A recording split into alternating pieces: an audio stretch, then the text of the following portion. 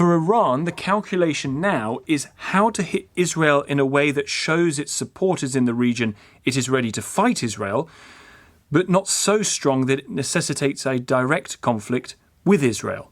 UK Foreign Secretary Lord Cameron has phoned his Iranian counterpart to urge against further escalation. Ambassador John Bolton was a national security advisor under President Trump and has written a piece today which concludes the fastest way to end the ongoing conflict is to defeat the aggressor. If that's true, Mr. Bolton, thanks for coming on, does that mean you think Israel should or will hit Iran directly? Afternoon. Well, it depends in part on what Iran does, obviously. And an attack on targets in Israel launched from Iran, I think, will produce an Israeli response because you never can be sure when Iran will actually have nuclear weapons. Which they could buy from North Korea, I think, fairly easily, even though they can't make them themselves yet. So if you're an Israeli commander and you see missiles incoming from Iran, how willing are you to take the chance that they're not nuclear? So this is a very important decision point for Iran. If it doesn't do something, its friends in the region are going to say that Iran is not willing to put itself at risk. It's willing to put Hamas at risk, Hezbollah, Houthis, you name it, but not themselves. So they're in a very difficult position, which they should be in, since they're the ones who have been launching this ring of fire strategy around Israel that we've seen play out since October the 7th.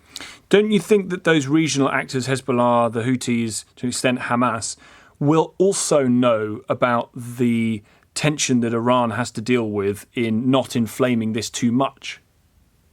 Well, they know about it, but Hamas has taken a terrible pounding from the Israelis, and Hezbollah has to worry about what the Israelis may do.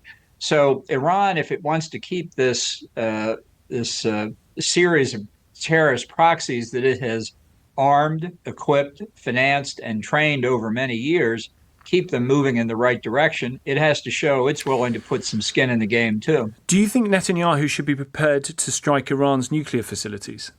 Absolutely. That is the existential threat to Israel. As former Prime Minister Sharon once said, Israel faces the risk of a nuclear holocaust from Iran. It's a small country, half a dozen nuclear weapons, and do you think that's what we'll Israel. See? Do you think we'll see Netanyahu strike, preemptively hit those targets?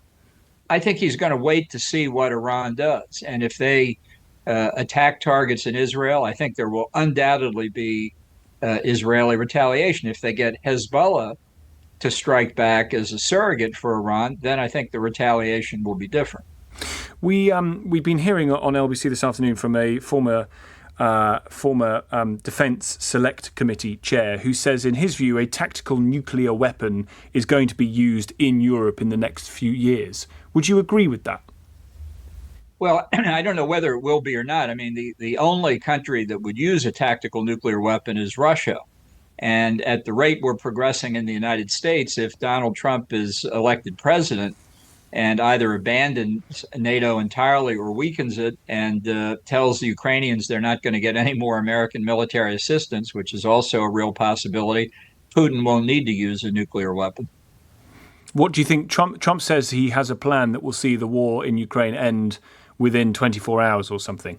What do you think that plan is, or is it just built on thin air? Well, he has no plan. Of course he doesn't. He said he'd get Zelensky and Putin into a room and they'd thrash it out.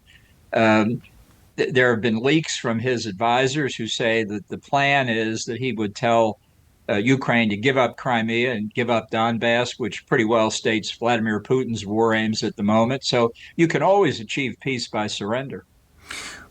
When it comes to Donald Trump, given you worked for him, what do you think he would do if he were going to be president tomorrow about this situation in the Middle East?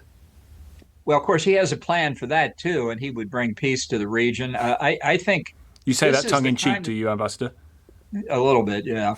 This is the kind of situation that we were fortunate enough to avoid during Trump's first 4 years. There's simply no way to predict what he would do. He doesn't understand what's at stake.